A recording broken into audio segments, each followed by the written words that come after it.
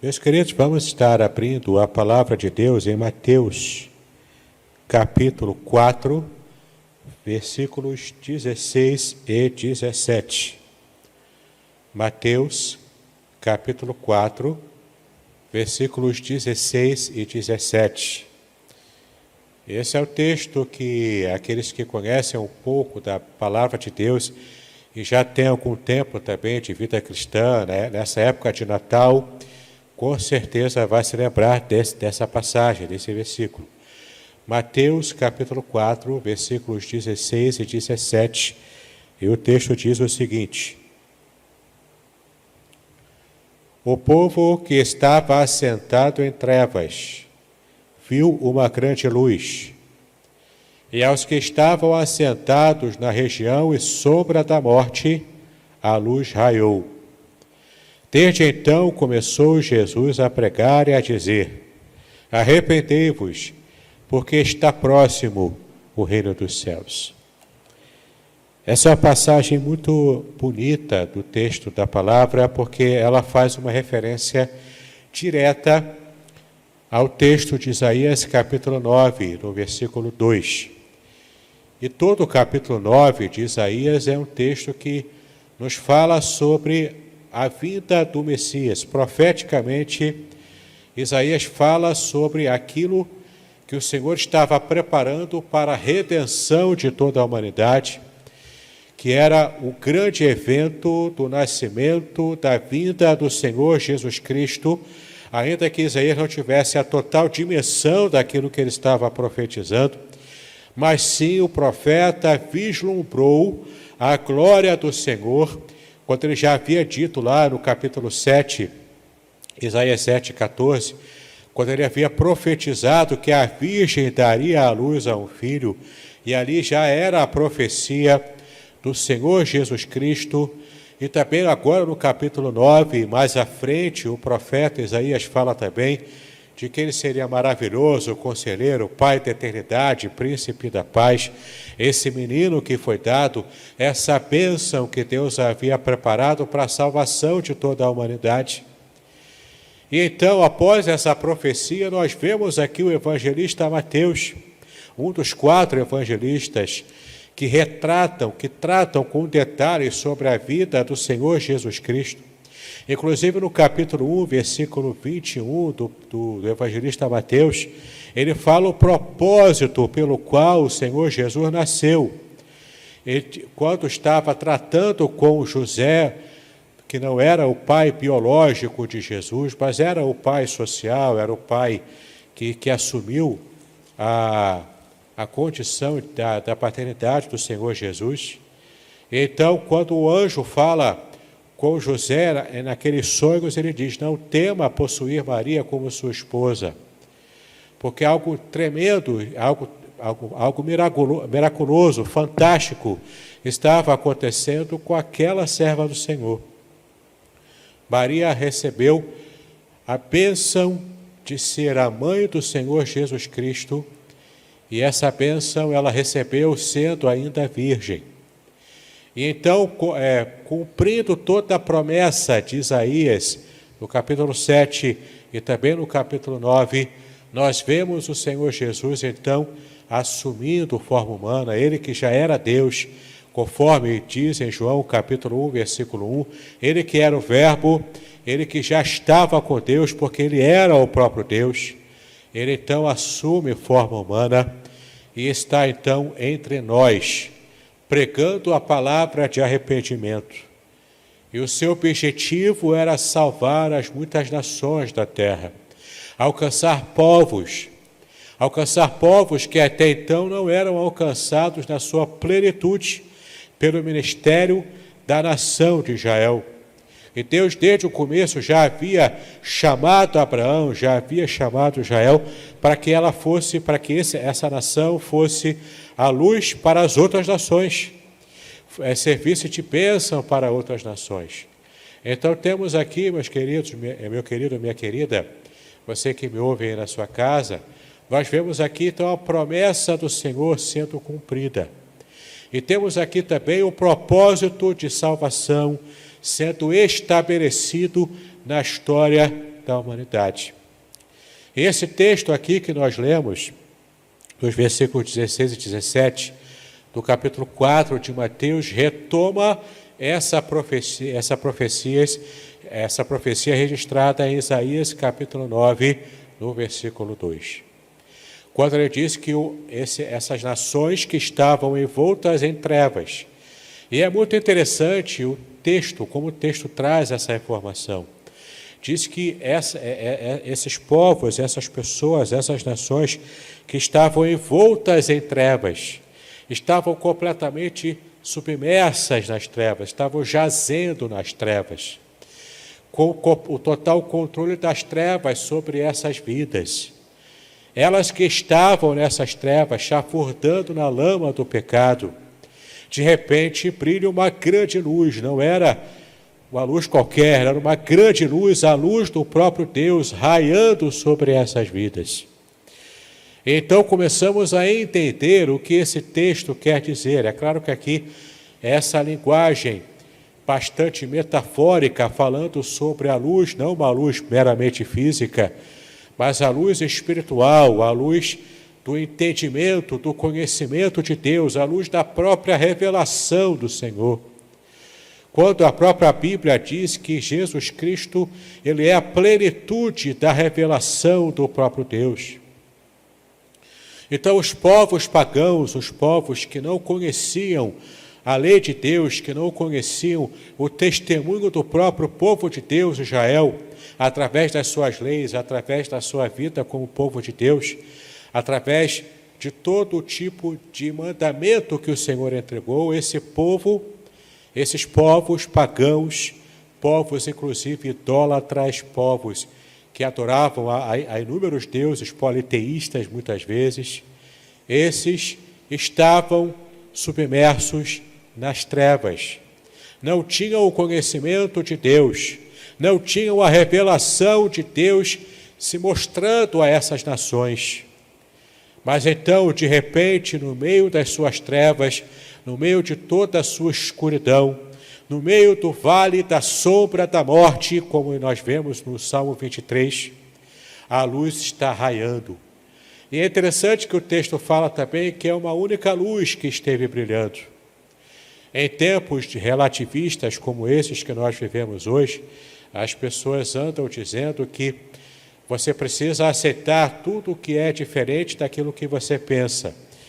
E você então não pode falar mal de nada, não pode criticar nada, você só pode enxergar os diversos matizes de diversas luzes que aparecem na nossa cultura, na nossa sociedade. Mas, meu irmão, minha irmã, não é isso que o texto diz. O texto diz que é apenas uma luz que apareceu. E essa era a luz do próprio Deus, era a luz do Senhor. Aqui nós não temos uma informação de que devemos buscar um pouquinho da revelação de Deus em cada cultura, em cada nação. Embora o próprio Deus havia providenciado mesmo isso, em cada cultura, um pouquinho da sua própria revelação. Mas de modo completo, de modo real, tem que ser a revelação direta, dada pelo próprio Deus. Ele começou a fazer isso através da nação de Israel no passado, e em Cristo atingiu toda a sua plenitude revelacional. Então temos em Cristo Deus fazendo brilhar a luz da sua própria revelação sobre as nações, sobre os povos que estavam completamente submersos nas trevas. Então temos aqui esse texto continuando a dizer que a mensagem que o Senhor Jesus começou a pregar naquela região, na região que aqui se refere da Galileia das Nações ou Galileia dos Gentios, que era onde Jesus de fato foi criado, ele nasceu em Belém, mas ele foi criado, toda a sua criação foi na Galileia. E então, naquele local, aquela era uma região separada, inclusive, vista com maus olhos por aqueles judeus ortodoxos, que enxergavam a Galileia uma região propriamente pecadora, uma região dos gentios. Chegaram, inclusive, a dizer sobre o Senhor Jesus: será que pode vir alguma coisa boa de Nazaré? e Nazaré ficava na Galileia, naquela região específica, dentre muitos povos de origem pagã, mas que estavam ali convivendo na Palestina, juntamente com Israel, naquele domínio do Império Romano no primeiro século.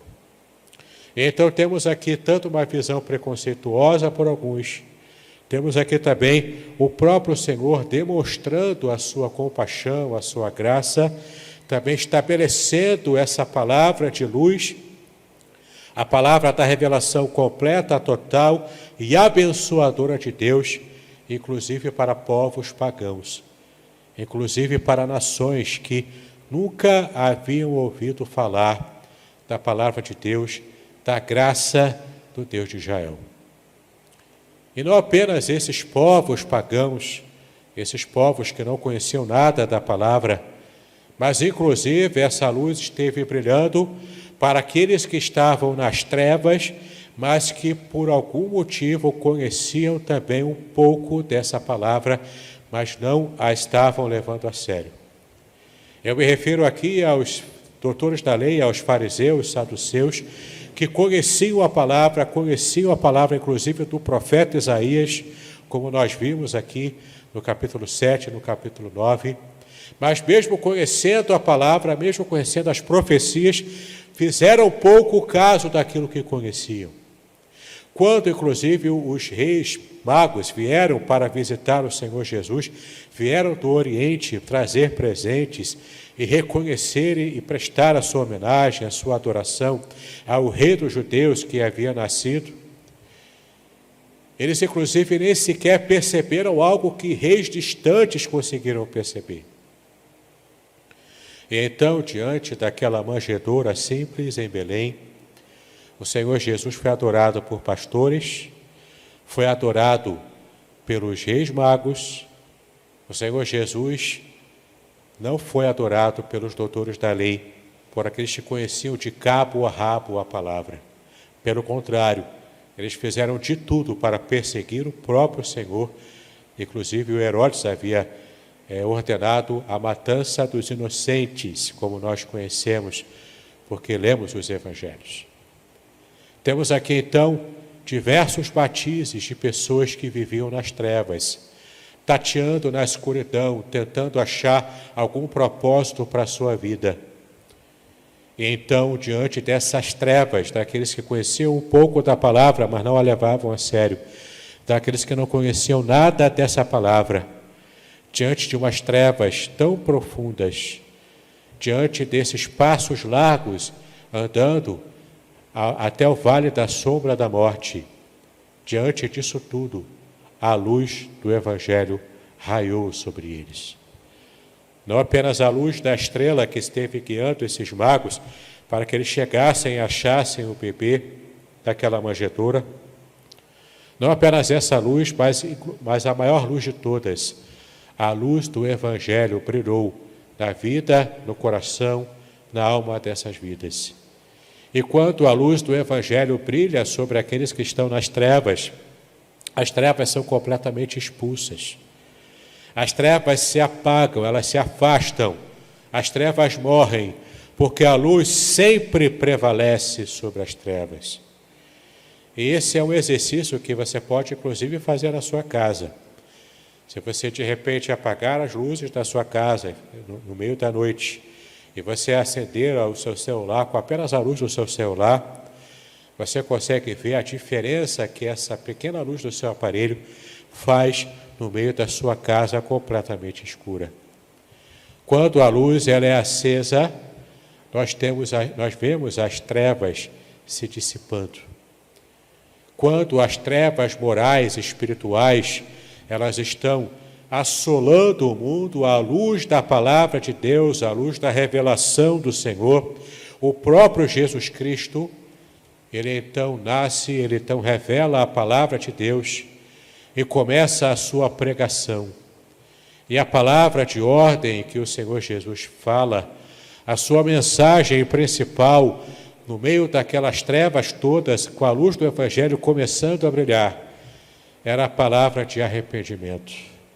Arrependa-se, porque o reino de Deus está próximo. Arrependa-se, porque o reino de Deus chegou. E essa é a mesma mensagem que nós, como Igreja do Senhor, temos que falar acerca do nascimento do Senhor Jesus Cristo. Nada de errado em você celebrar o Natal com a sua árvore de Natal, com os seus enfeites natalinos, com as suas comidas típicas dessa época do ano. Nenhum problema contra isso. Nenhuma dificuldade quanto a isso. Isso não é nenhum tipo de resquício pagão que estamos adorando a deuses pagãos ou algo desse tipo. Não tem nada a ver uma coisa com a outra. Você pode simplesmente celebrar o Natal como todos os anos você costuma celebrar. Mas o mais importante, meu amado, minha amada, você que me ouve agora nessa tarde, o mais importante é não nos esquecermos como Igreja do Senhor, de que a nossa missão diante dos nossos familiares, diante de nossa família, diante daqueles que principalmente não conhecem a palavra de Deus, é testemunhar do reino de Deus, do principal, do verdadeiro propósito de haver o Natal, o propósito do Senhor Jesus trazer a salvação para todos aqueles que nele crerem. Esse é um ano atípico para todos nós. O mundo inteiro ainda está enfrentando essas dificuldades do coronavírus. Nossa igreja tem também muitos irmãos sendo contaminados por esse vírus. A graça do Senhor tem coberto cada um de nós. E apesar das lutas e dificuldades, nós sabemos que esse também será um Natal abençoado. Creia nisso, meu irmão, minha irmã. Mesmo que você, como eu, nós decidimos lá em casa de que passaremos o Natal apenas entre nós três, eu, minha esposa e minha sogra, no mesmo núcleo familiar, estaremos vendo o restante da nossa família através de uma transmissão em vídeo.